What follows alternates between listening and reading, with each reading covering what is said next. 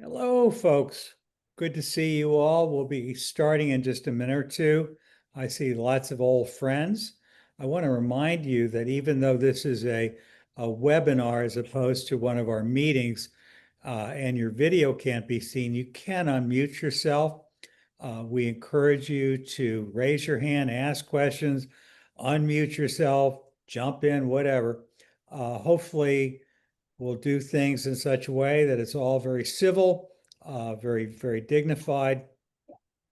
But the bottom line is, as always, we're here to help independent school leaders to, I'm seeing some hands raised, I think. We're here to explore issues of common interest that are not typically discussed, or to discuss them in a way that is a little different, because we don't necessarily have an agenda. Our goal is to talk with one another. So I see it's 1 minute after 1, and I'm a great believer in starting on time and ending on time, if possible. So again, I'm here with my colleague, my dear friend, Dr. Lindsey Pollock. Lindsey Pollock, among many other things, is the provost of Sarasota University. And I believe you have a role, I don't know what your title is, at the Montessorians for Social Justice. Lindsey, let me hand over to you to make your own introduction. Well, thank you, Tim, for your kind words, and you're very accurate. I have the honor of serving in the role of provost at Sarasota University, and I just want to remind our audience that at Sarasota University, we have a bachelor's completion program, which means when you come in, you bring your professional experience and any prior learning that you might have completed, and you start your bachelor's degree halfway through. If you have already a Montessori credential, you can bring that along with you and potentially use that toward your degree. And we have a very robust partnership with the Center for Guided Montessori Studies, with the dual enrollment program, where you can be working on either a bachelor's degree or a master's degree at the same time you're earning your credentials, whether it's a teaching credential or your administrator credential. And then we also have the doctoral completion program and the doctoral program in Montessori education. So I could talk about Sarasota University all day long. It excites me to see our growth and all the exciting things that are happening there. And as Tim mentioned, I am a founding board member of Montessori for Social Justice, which continues to this day. And I am very honored also to be a part of that organization and the really important work that is happening through their efforts, and through partnerships with lots of other Dr. Pollock, I'm programs. going to step away for a moment. Okay. There's someone at our front door here at the foundation. I will be right back. You carry on. All right, sounds good. Well, today, as you know, our topic of discussion is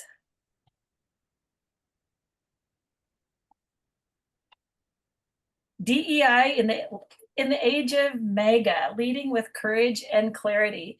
And before we get started, if you would please, in the chat, drop in your comments, or pardon me, your location, where you're joining us from. And I'm going to go back and see if I can figure out the sharing situation here. There we go. I think hopefully you're seeing the presentation that I intended for us today, that for some reason keeps hiding from me. Pardon me. Well, again, thanks everybody. Can everyone see the PowerPoint? For some reason, it's completely disappeared from me. Oh, there we go. All right. So DEI in the age of mega. And as I stated before, if you would just take a moment and type in the chat to let us know where you are in the world and where you're joining us from. I'd love to get an idea of where you are and why you've decided to join us for this topic of conversation. And truly, I think courage and clarity is our leadership qualities that we all need, whether we're serving in the classroom, in the front office, we're serving at our jobs, at work as parents, or in the home. Courage and clarity is more important than ever. So I thought it would be important to start our conversation off with some definitions so that we're very clear about what we're discussing today. This is not a political presentation. We're not trying to convince anybody of any particular political position. Our goal today is to really focus on how we can lead through difficult times and difficult conversations with courage and with clarity. So for our discussion today, when we're talking about DEI, we're talking about diversity as it pertains to people's race, gender, religion, sexual orientation, ethnicity, nationality, socioeconomic status, language, abilities, ages, religious commitment, or political perspective. And we could probably expand that list. Diversity of thought, diversity of perspectives, all of these differences that make us unique and make us special are part of that big word, diversity. Equity, as we're discussing and defining it today, promotes justice, impartiality, and fairness within the procedures, processes, and distribution of resources by institutions or systems. And finally, inclusion, as we're talking about it today, ensures that people of all backgrounds are welcome and have a place at the table. We know from the research that DEI creates a place where everyone is welcome, supported, and has the resources they need to grow and thrive, regardless of all those things that we just named, all those factors that come under the umbrella of diversity. So today, for the purpose of our discussion, we named MAGA in the title of our topic today. And as I mentioned earlier, we're not here to create a political, this is not a political debate. This is not, we're not trying to convince you of a certain political position. We have seen that with the rise of MAGA, we've seen more political polarization. And, you know, if you want to point fingers, there's plenty of finger pointing to be done. But at the end of the day, it's like my grandmother always said, when you're pointing in someone's direction, there are 3 fingers pointing right back at you. So I think Montessori was so right and so on target when she said, you know, the spiritual preparation is at the foundation of all that we do and makes us more effective humans and more effective guides at our schools and in our communities. Lindsey, first off, thank you for for putting up with me having to run out and deal with a hay delivery of all things for our horses here at the foundation. Oh, boy. One of the things that I think is important is we understand that there are people out there who attempt to politicize Montessori, and they portray her as either very liberal or very conservative, whatever. The bottom line is Maria Montessori, like most human beings, can be looked at from many, many different lenses. And quite often we filter our perception of who she was and what the movement's all about through our lens. And I would suggest to you that one of the things that Lindsey and I are trying to share with you today is this point. One, everyone matters, that a school is really made up of people, and that those people will not always see things the same way. And that one of our goals is to find common ground. And what you'll find in today's presentation that Dr. Pollock has so beautifully prepared is not only the thesis that this is important, but some of the very practical tools that we all know, but sometimes can benefit by a reminder that there are ways to find common ground. One more thought. When I first got involved with Montessori as a young guy, 1968, a man named Jack Blessington got up on stage addressing the American Montessori Society, and he said, Montessorians love children, but they don't like each other. And this had to do with the various camps of Montessori.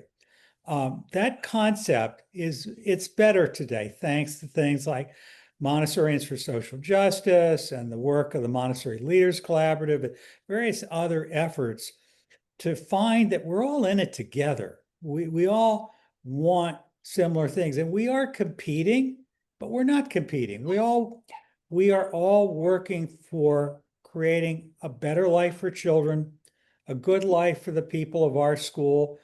We bottom line is we're in the business of partnership, and that's what today's all about. Thank you, Tim. That was beautifully said, and you're absolutely right. I mean, our schools are people. And the more we can do to recognize that interconnectedness and the things that we have in common, the better we'll all be. And Tim, I was just getting ready to show the slide about political polarization. And interestingly, I thought this was an interesting statistic. Back in 1960, 4% of Republicans and 4% of Democrats said they would be upset if their child married someone of the other party. And just before the pandemic in 2019, you can see how dramatically those numbers had changed. 45% of Democrats and 35% of Republicans indicated they would be unhappy if their child married someone of the opposite party. And I don't know about you, Tim, but I think those numbers would be even higher today. Post-COVID, I think, COVID isolated folks, and some people became even more entrenched in some of their beliefs, perhaps, and maybe only interacted with people with their same perspective. But I couldn't find a statistic for 2025, but I'm going to keep looking because I have a feeling that number's even higher. Do you think there's been any change, Tim? I think we have every reason to believe it's gotten a lot worse since the pandemic. Teachers all over the world are describing how children are acting out more. That seems like there's greater levels of children who are either neurodiverse or at least are challenging. More and more parents are being aggressive or adversarial. We know that there's more stress, more people are leaving teaching, more people who are school leaders are expressing a sense of, if not despair, a sense of exhaustion or tiredness. So yeah, I think it's likely it's gotten worse. Well, I thought it was fascinating when I was getting ready. I've been thinking about this topic since we last spoke, and Gayle King was just in the news. Many of you know Gayle King as a talk show host and best friend of Oprah Winfrey. But Gayle King was on a plane recently, and some of you may recognize the gentleman that she's seated next to as, I don't know his last name, but Jesse is his first name. And he's Jesse Waters. He is a newscaster on Fox News. And she posted this selfie on her social media feeds and said, two TV people from competing networks walk on a plane, and to the surprise of them both, they're seated right next to each other for over 4 hours. How did it go? A good time was had by all. Hi, Jesse, saving your number. So this act of mutual civility set off alarms among all of the followers for both Jesse and King, with all kinds of negative comments, hater comments, stating things like "you've sold out," "you have no, backbone." You can imagine. You can look it up look them up yourself. But even folks who are trying to do the right thing are often met with disparaging remarks. And as school leaders, you may have experienced that yourself, where you've made a difficult decision. It may not have been popular. People think that you're siding with one side or the other. And yet, at the end of the day, we recognize that sometimes there are compromises to be made. There may be more information that we needed to get before making a final decision. But communicating clearly to our stakeholders about the ways in which we make decisions and being transparent and open are all things to consider as a school leader, leading with courage and clarity. So a little more information about polarization that I think it's important to recognize. Political polarization it's all political perspectives. And I think, we're in a season right now, these next couple of weeks, we're seeing lots of ads on the televisions, on social media. Election day is coming up the first Tuesday in November. So this year it's November 4th. And so at this point, especially, you may be involved in conversations at the local, the state, or federal levels, depending on what's going on in your state. You might have a special election for a federal seat that may have been unexpectedly vacated.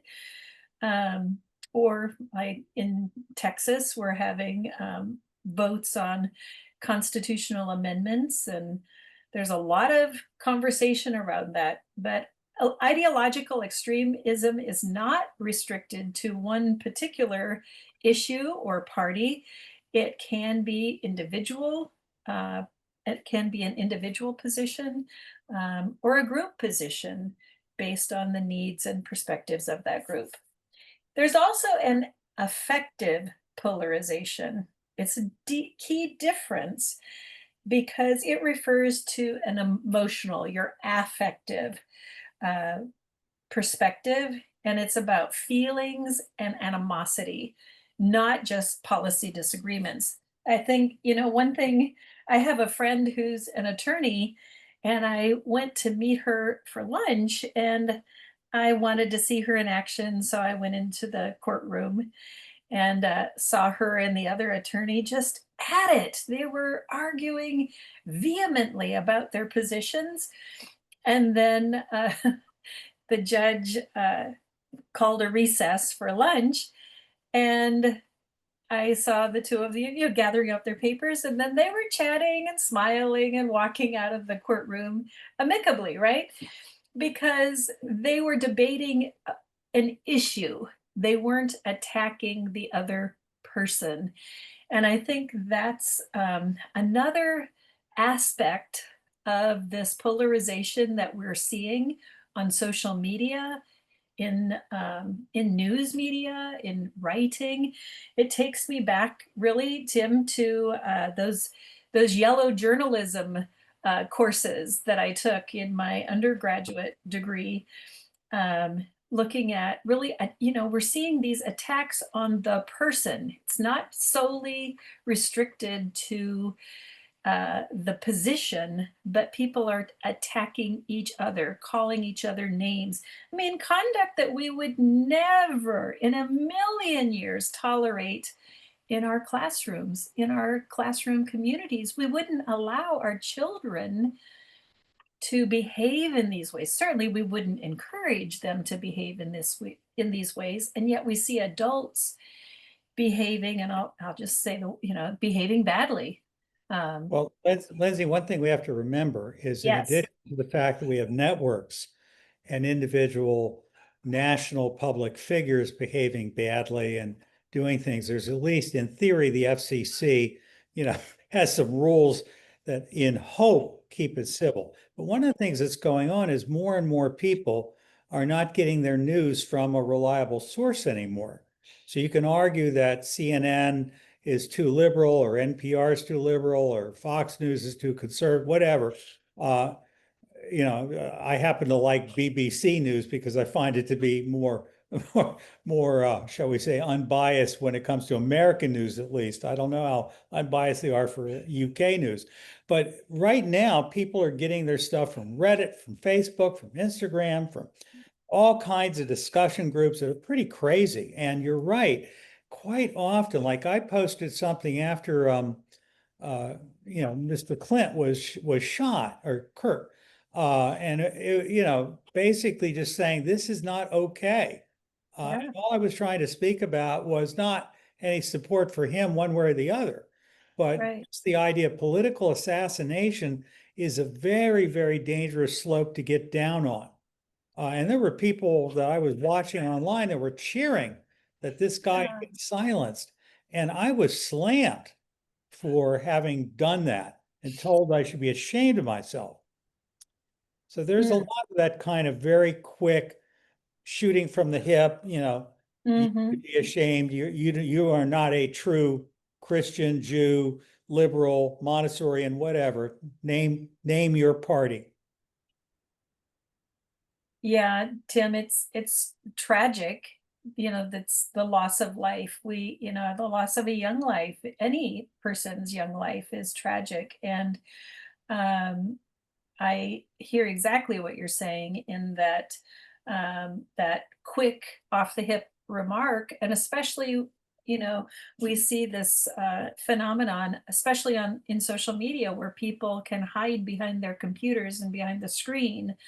They're not actually delivering comments to our faces in person, um, and really giving the opportunity for dialogue, right? It's a one-way attack on you in this case, and it's hurtful. It's, serves no purpose other than harm to the other person. There's no attempt to understand. We should also add one other thing. One of the things that we know from the authoritarian playbook or dictator's playbook is Mhm. whether you're on the left or whether you're on the right. I think we'll all agree, whether you're a radical Jewish or radical Christian, radical whatever, left, right, Republican, people that are willing to go to those extremes, part of what they try to do is make it so uncomfortable that most people just stop reading the news and stop Mhm. commenting. In other words, the first step towards dictatorship, I don't care from the left or the right, is to get people to basically say, I'm just going to live my life, keep my head down. I don't want to get involved. They make it too scary.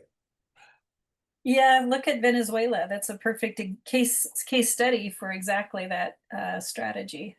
Um, I know we're not getting political today, so but if you're interested in watching a case study, look at Venezuela. Then us versus them mentality. So as you said earlier, Tim, the more we can find those connections and our commonalities, we can avoid this us versus them mentality.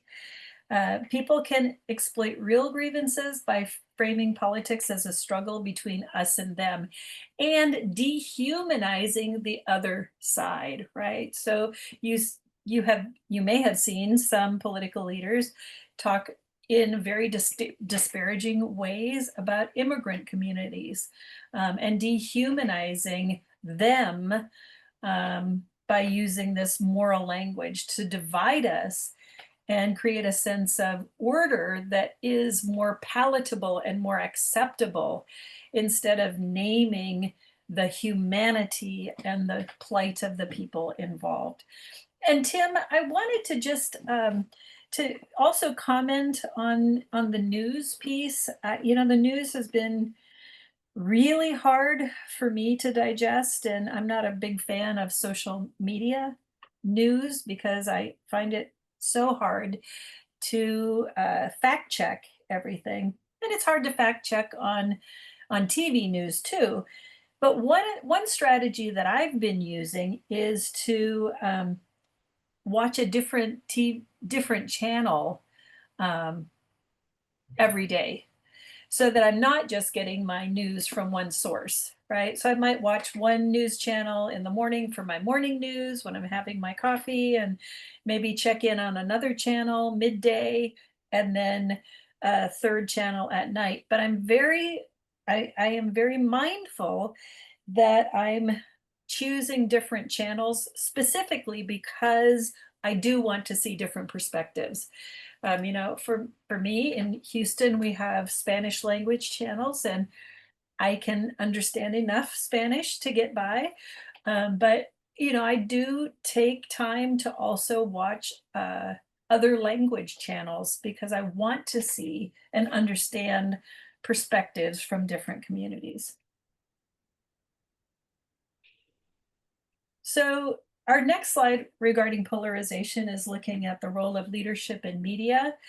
And as you were pointing out, Tim, some leaders can amplify their position by using divisive rhetoric, by spreading misinformation, and creating echo chambers that reinforce existing and sometimes false beliefs, which is very dangerous and something that I would encourage everyone to check the facts. Check the facts. There is a website called Snopes, Snopes, and I have often used that to fact check things that I've thought, is that true? Could that really have happened?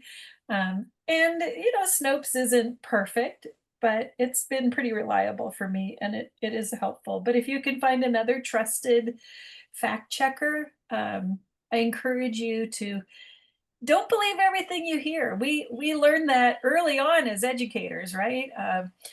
As a first grade teacher, I learned I'm not gonna believe everything I hear. There might be a grain of truth in there, but it might not be the whole story. So check the facts and then think about the impact on democracy. Polarization, and we're seeing this right now with the government shutdown, can lead to legislative gridlock. And I'm not calling either side out. I'm just saying we've got this stalemate where the two sides are not able to cooperate and negotiate and collaborate, and it's hurting people. And I don't think there's anything political about that. We know that there's a lot of people who are not getting a paycheck right now, and that's not doing anyone any good, right? Unfortunately, the politicians are, carrying on as though nothing's happening, but there are real people in real circumstances who are, being evicted, losing their cars, having other difficulties in their lives because they're not getting a paycheck. And that's just not why we elect people to serve. It does erode trust in democratic institutions. I think, as case in point with the shutdown, people are disappointed in our government. It makes the system less functional, and, um, you know, peaceful political transitions become even more difficult. So one of the books that I would love to just recommend to everyone here today is David Brooks' book, How to Know a Person. I think this is just an incredible book. The subtitle here is The Art of Seeing Others and The Art of Seeing Others Deeply and Being Deeply Seen. David Brooks shares many examples from his personal life in illustrating how important it is to listen to other people and the incredible impact that we can make through active listening. And we'll talk about active listening in just a little bit. But it's the title of our conversation today: leadership with courage and clarity. And when we're feeling attacked, when a parent comes in and starts yelling at us about something that they're unhappy about, it's hard not to take that personally. Tim, has that ever happened to you? Of course, many, many, many, many, many times. As an aside, I maybe we ought to take a moment and just Sure. check in with the audience. If anyone has anything you want to ask or you want to contribute, please feel free to raise your hand and unmute, and let's give you a moment to be heard from if you'd like to speak. What I appreciate about what's coming, though, is your slides really are reminders of some of the very basic things that we as Montessori educators traditionally have done to try to Absolutely. really see people and hear people. And I think the topic, DEI in the age of MAGA, may have led people to think we were going to talk about Donald Trump, and we're not. Donald No, Trump's kids went to Montessori school. Whatever else you think about Donald Trump is Donald Trump. He's the president of the United States. The office is more important than the individual. Um, but I think that we are definitely living in difficult times. I also see Soraya, you threw out a question in the chat, talks about something very different from what most people would think of when they think about DEI. You talked about, children with neurodiversity and challenging and behaviors and so forth. And, teachers that are impatient with this kind of behavior, and how can they find a way of being together? I don't see anyone unmuting, so Lindsey, I'll suggest you just carry on.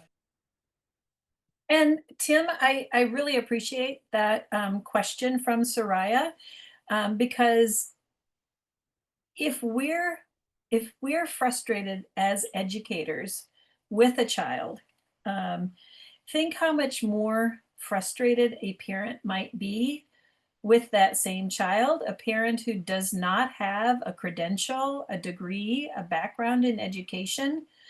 I always, you would our team would always, chuckle because I had a saying uh, on my wall, and that is just to remember that our parents are sending us the very best that they have. Parents aren't sending us one child and then keeping the sparkling new child, the perfect child at home. Their parents are entrusting us with their most valuable, dear asset in the world, right? It's their child. And so, when we think about these topics and children and, difficulties that children can be having, can be highly emotional. We talked about that affective. And I don't know if anyone here has ever been in maybe a special education meeting. We call them ARD meetings. I've heard them called IEP meetings. But you may have been in a meeting with a parent where things become very emotional, highly affective, right? Lots of emotions on both sides, because parents are feeling like they're doing the best they can and they don't understand what's happening, why the school is, saying that their child is less than successful in this setting. And teachers and educators are feeling highly frustrated because they're doing all they can and not feeling recognized by the parent for all their hard efforts. So whether you're partnering with parents, and this could maybe, Tim, be a topic for another day, whether you're talking about, parking situation, if you're talking about child development, if you're talking about classroom placement, when you think about that polarization again, how far apart are the two sides? And what are those common elements in both positions that can bring us together? And in this case, working with children who have different abilities, um, looking at what are we both in agreement on? We're both in agreement that they have perfect attendance. We're both in agreement that we want the very best for this child. And we're both in agreement that we want to walk away with a plan today for success for everyone involved. So maybe we can talk about that another day in greater depth. But again, looking at polarization and how do we come together? What are the commonalities? And are we taking the time to really listen? So David Brooks talks about active listening, and active listening doesn't mean that you're abdicating your position, doesn't mean you're letting the other side win. It's that you are giving the courtesy, the floor, the time, the space to really lean in, as David Brooks says, the art of seeing deeply and deeply being seen. Active listening is part of that process. It's focused, it's voluntary, and it's intentional. It means that we have set aside the time and the place, that we are entering into this recognizing that we're both there of our own free will. And you know, if this is at a job, you might be saying, oh, well, I don't have a choice, I have to listen to this parent. No, you don't. You can close the door, you can go home early, you may not have a job the next day, but we all have choices. So framing it in such a way that you recognize that this is a voluntary act helps remove some of that resentment, and those feelings of, or those barriers and those feelings of I'm trapped, from the very beginning. So remember, active listening is voluntary and it's intentional.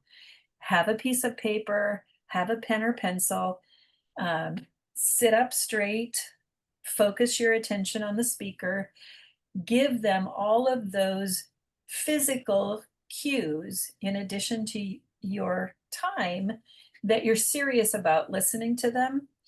I think we've all probably been in a conversation with someone who keeps checking their watch or looking at their phone or yawning or looking away. It's signaling to the other person that they are not the focus of your attention. Tim, was there anything you'd like to add to that? No, nothing specific, except it's obviously true. I really wish more people were looking to get involved because I love making these conversations. It would be great though if you could just take a moment and type into the chat whether you're finding this useful or disturbing or boring. I'd love to hear what you're thinking. I'll just take a pause, Tim, so we can get that feedback. Yep.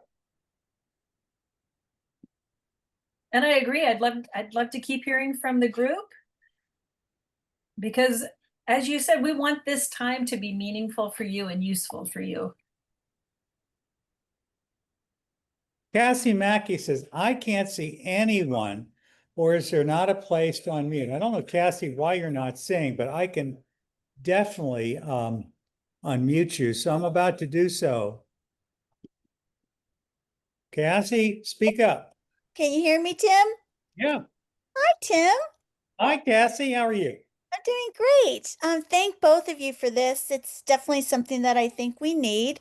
But one thing I always like to remind leaders of schools when they're kind of stressed out about what to do with their DEI JB kind of initiatives, I always remind them to start in the classroom. And when we're talking about students, it's really about learning how to disrupt our own bias. I mean, and that's such a great place to start. And we can't say as Montessori teachers that we're always doing that perfectly. It's something that we always have to go back to. And that is what she was speaking about when she talked about spiritual preparation. And so I think really understanding what that looks like as a guide is really, really important. Good point, Cassie.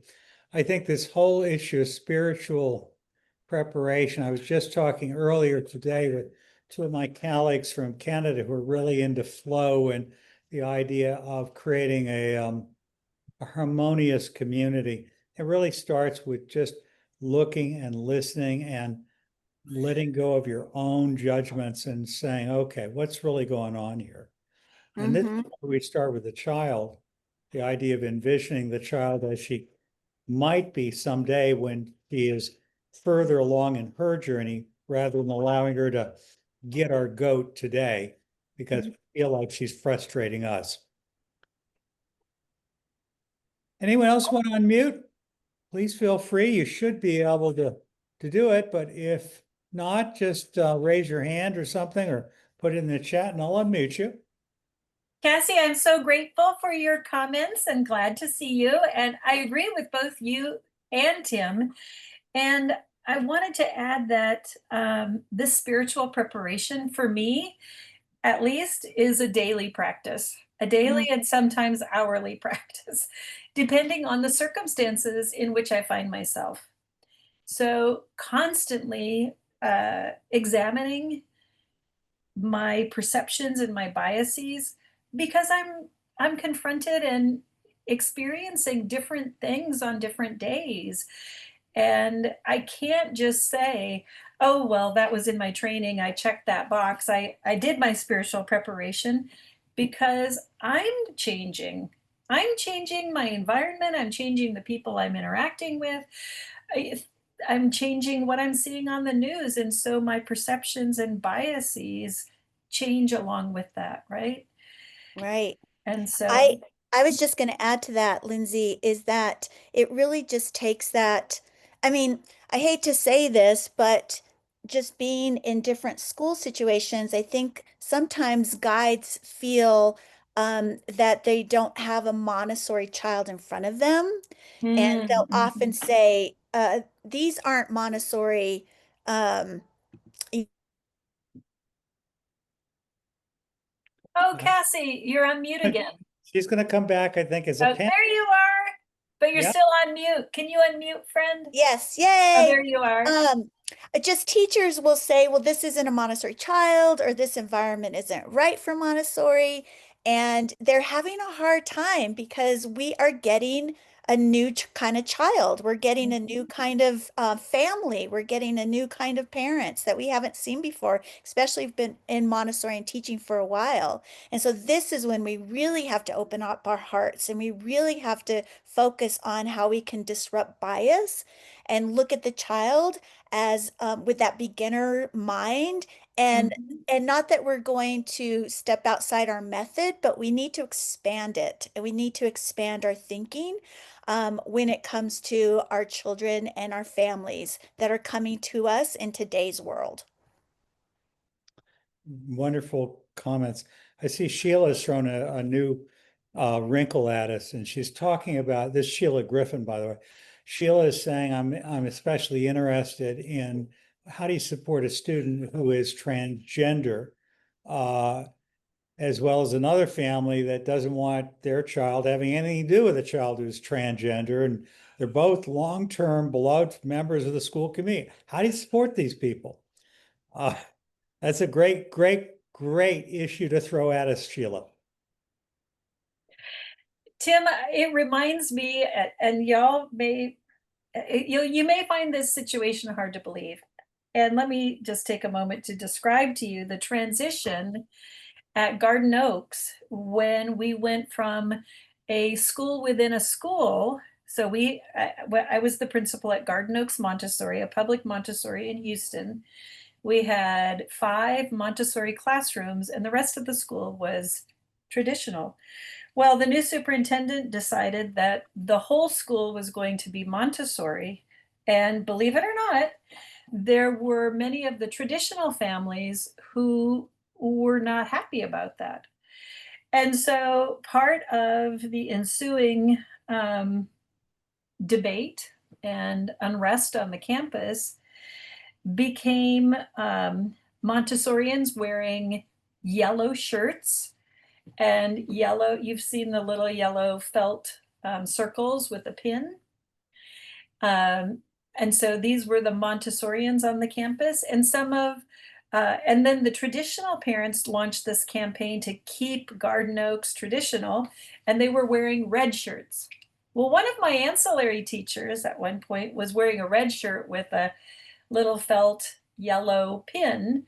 And this got so heated that one of our parents actually tried to rip the shirt off her back, telling her that she wasn't true to the traditional side, that she was a sellout, that she didn't deserve to wear the red shirt. So these emotions can run high around a lot of different topics. And I use this example because I don't want to get into a big debate about gender expansive identities and things, but I use this example as a tale of a system that really had gotten to the point where people were no longer listening and appreciating each other. And the other layer to this transition was I started getting notes from parents saying,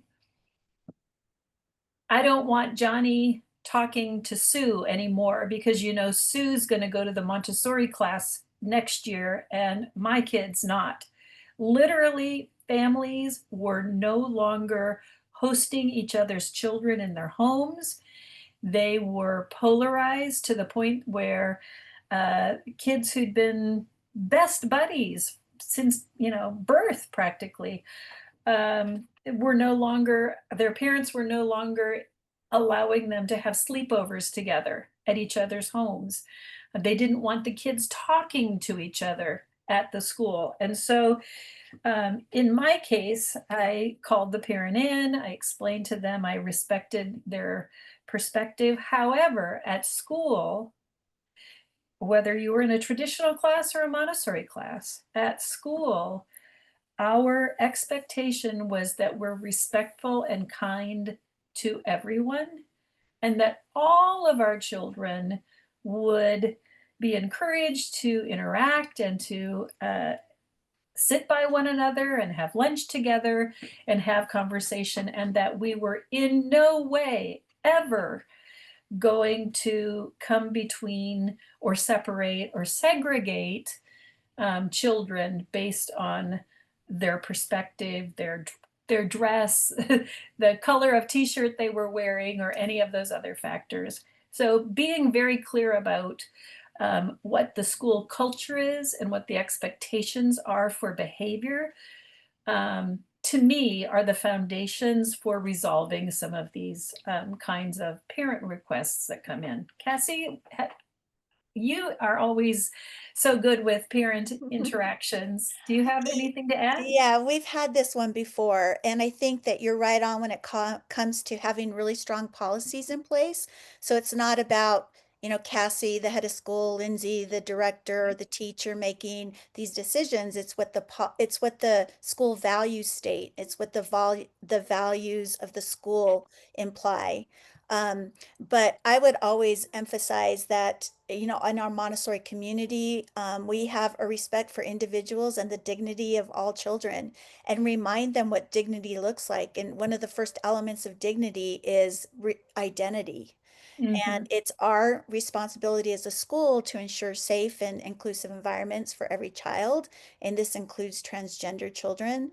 And then I would refer back to the non-discrimination, you know, policy that we have in place. But as far as with the family that's concerned, you know, acknowledge their concerns respectfully without agreeing with any sort of discriminatory request, and let them know you are always focused on safety and community, and explaining that it's designed to teach children about respect and empathy and kindness towards peers.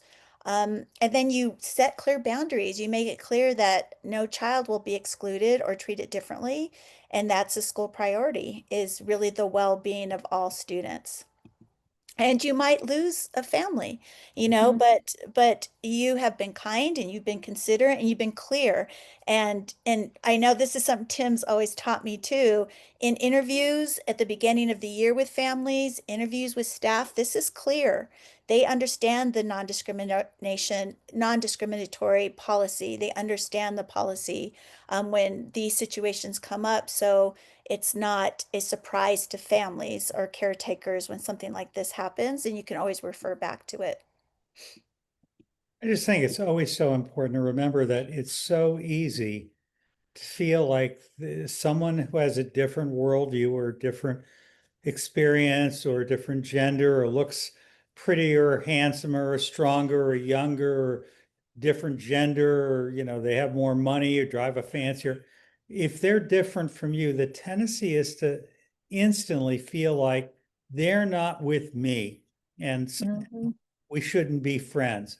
And I think what we're trying to do is, again, encourage children, encourage parents, encourage teachers. Stop it.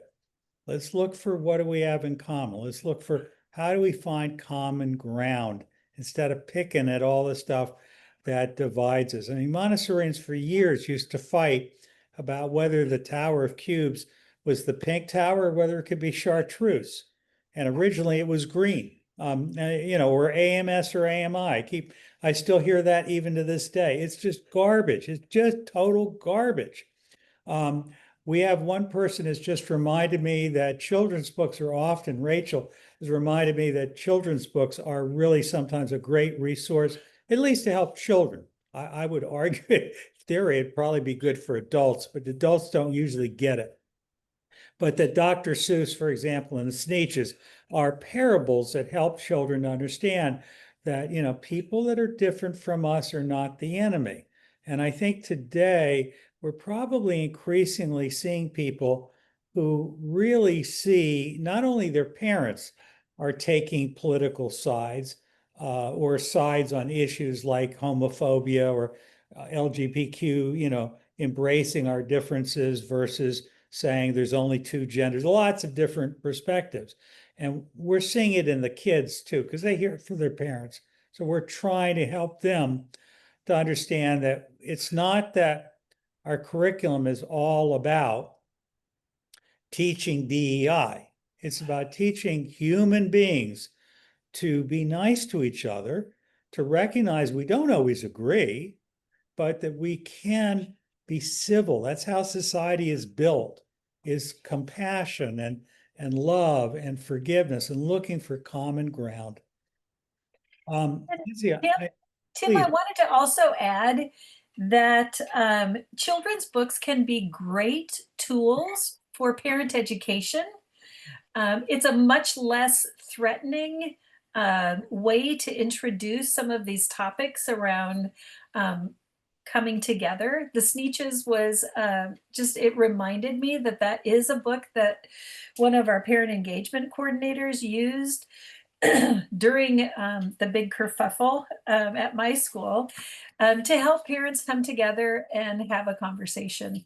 And so, as opposed to starting with a PowerPoint and stating, what we know, coming at the situation and introducing it in a way that is less threatening can also be, a way to start people coming together and finding commonality. And then, of course, using that in your staff meetings, in faculty meetings. You could even have circles in a staff meeting where you have different books and people rotate through those stations and discuss the overarching themes in those books, which is a way to also examine our personal biases and give guides tools to take back into the classroom with them. And Tim, I turned off our PowerPoint because I see that our time is coming to a close and I've got about 25 slides left. oh my goodness. So That sounds like what I would typically do. So we can always do another webcast where we talk about what are the tools. I can tell everyone that's listening that what Lindsey had were basically tools that you probably already know. It was how to actively listen, how to look for common ground, how to de-escalate tension and stress. Basically how, to me, spiritual transformation of the teacher in part is how do you process the thoughts in our minds that somehow we're not good enough, that because we didn't live up to the standards of some other Montessori organization or other Montessori guru or our employer or the lead teacher in our faculty who is more, better, and different than we are. The bottom line is there are no second-class citizens in the Montessori community. We don't always agree with each other. We don't. It's okay. There are people doing all kinds of wacky things and calling it Montessori. And you know what? We're not burning Montessori heretics at the stake anymore. We are looking, we have to work together. We have to find common ground. And what we're trying to do is teach peace, right? I mean, that's a cosmic curriculum. That's the peace education. That is the heart and the soul of Montessori. And it's hard. It's so hard. And so when you can't pay your bills, or when you're worried about government shutdowns or insecurity, or if you're a citizen of Texas and you feel like Texas is being hijacked by one side or the other, because both sides feel like it's being hijacked. I would argue they're both trying to hijack each other. The bottom line is we have to find a way to live in this world and just breathe. It doesn't mean there aren't bad things. Bad things really do happen to good people. There really is such a thing as dictatorships and governments that do really bad things to their political opponents. This happens, but the question is, what's the best way to try to fight back? And I think, as we probably all know, in Portland, people have been pushing back against what they saw as arbitrary behavior to portray Portland as an aggressive, riot-torn, crime-ridden state, with acts essentially of very humorous and lighthearted kindness. There are so many ways to find common ground, or to try to de-escalate, or just to listen. My favorite phrase these days is "tell me more." Tell me more, and really mean it. And it's tough. Well, it can be tough. Tim, that reminds me, the 3 whys is one of the strategies that we with more time we could review. But even young children are always, you've probably dealt with a very young child who says to you, "But why? But why? But why?" And it can be annoying.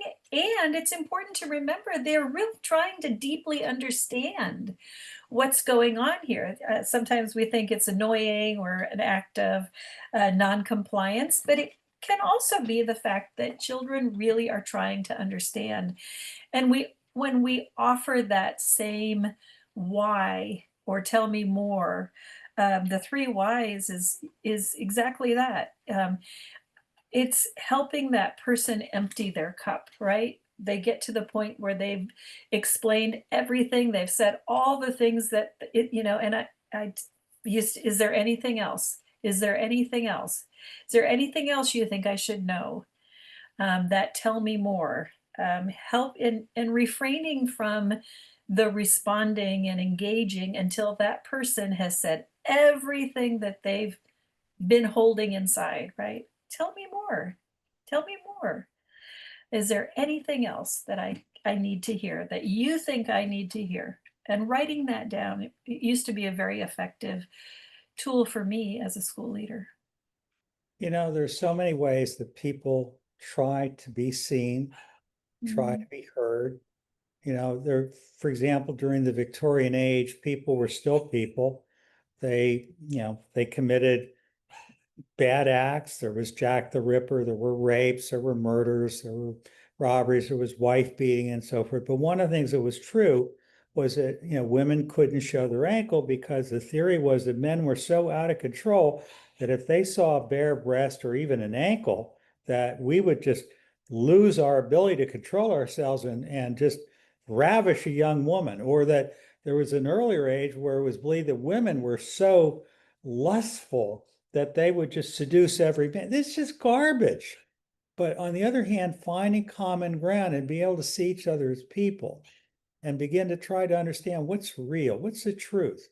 I don't know about you folks who are listening, but certainly I'm old enough. When I was young, homophobia was the norm. I remember making fun of one of our teachers who we thought might have been gay, and just things I'm so ashamed of today. But I remember being so afraid that someone who was a homosexual might put a hit on me. And I don't know what I was afraid of. The idea that these are real people. We don't have to all be homosexual. We don't all have to marry someone of the same gender. We don't all have to go out and march in gay pride campaigns. It's up to you as to how you live your life. But the idea that these are real people and live and let live, and from the point of view of us as educators in our schools, Montessori schools attract all kinds of people, conservatives and liberals and Jews and Christians and atheists and everything in between.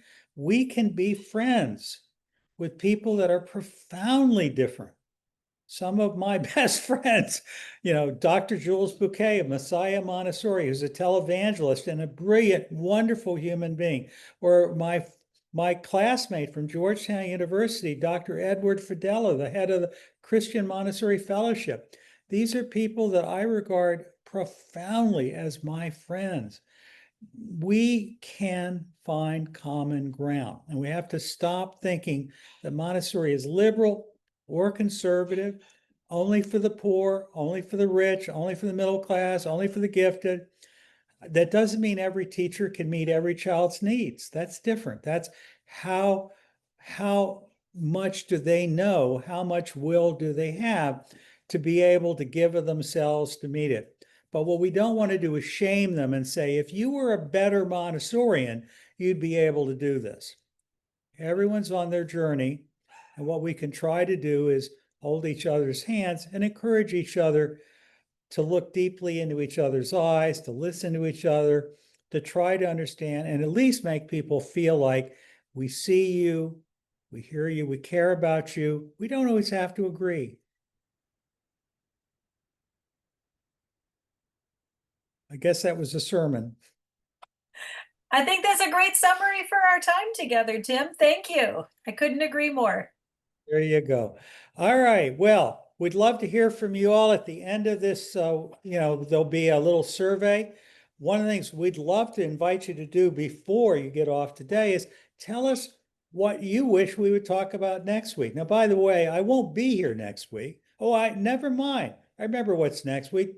My son, Mark Seldin, will be here next week talking about something totally different. He's an expert in economics and the business of Montessori. He's going to talk, for those of you who run private schools, he's going to talk about the strategy of setting tuition and the art of organizing your budget. But we'd love to know after next week, and by the way, I will not be with you next week. I'll be in Australia, and I'm so looking forward to joining my friends down there for their annual conference as a keynote speaker. But we'd love to know what other topics would you like us to speak about? And I do want to remind you, while I am the president of the Montessori Foundation, Dr. Pollock is the provost of a Montessori University, Sarasota University. Cassie Mackey is a brilliant Montessori educator and teacher educator and school consultant and former school administrator. We're Montessorians, but we also speak parochial school, public school, traditional education, Waldorf education, prep schools. We don't care. This particular forum is especially aimed at all of us.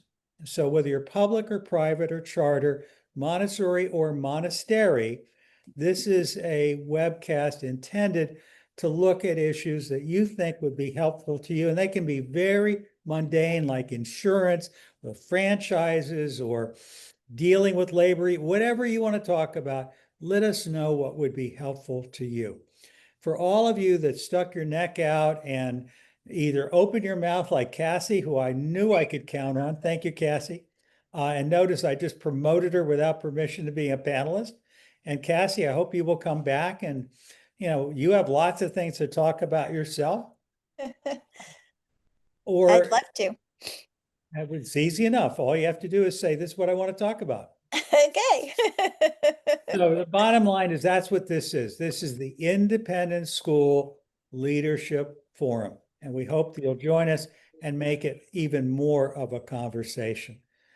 And that's it for this week. If you want to learn more about Sarasota University, just go to Dr. Google and type in Sarasota University, and you can learn about the bachelor completion, the Montessori master's degrees that they offer, and the new Montessori doctorate that they offer. It is the world's first, as far as I know, fully accredited Montessori University.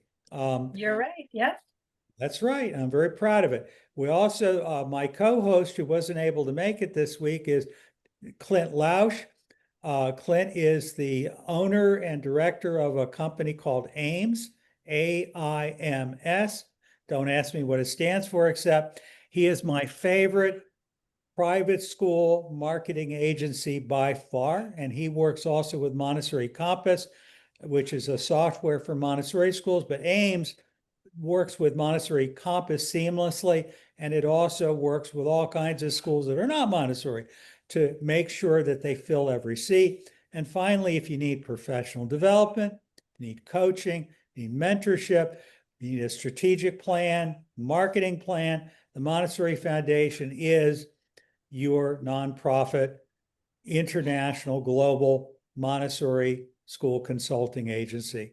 And that's it for this week, folks. It's so good to have you. Look forward to seeing you next week. See you next week. Bye. Hi, thanks, Tim, for letting me be a part of it. I've been busy on Thursdays, and I was so happy I had an opening today. I am too. We have stuff going on almost every day of the week now. I know. On Tuesdays, there's one on school marketing and building community. You'd be great for that. We have one on Wednesdays, every second Wednesday, that really is oriented to the preschool center, Montessori and otherwise market. And then, of course, this one every Thursday. And pretty soon we're going to have My Fantasy, which was 24 hours a day, 7 days a week, Montessori programming of one sort or another. I love that. Love Well, it. I'll get on board. As you know, on Wednesdays, at the same time as the one that I do with on preschools, we have the International Montessori Council took over my old Montessori leadership forum, and they're doing a great job as always. And that's been going since, gosh, when did I start that? 2016, I think we I started. don't know, but it's been great. You started something wonderful, so I can only imagine these other things just growing as well. That's a good point in conclusion. A lot of times people worry whether someone that works for them will leave them to go to another school or maybe take a job as an administrator at another school. And I always think our schools are meant to be incubators of not only the next generation, but the generation right while we're still practicing. We should be breeding leaders and people with their own voice and their own thoughts. And the more that we produce, the more good comes into the world. That's the goal. Yes, amen. All right. Well, on that note, I'm going to sign off, everyone. Good night. See you guys. Great seeing you, Lindsey. Good to see you, Cassie. Bye. Bye, everybody. See you next Thank time. you. Lindsay. Talk to you next Thank week. you. Bye.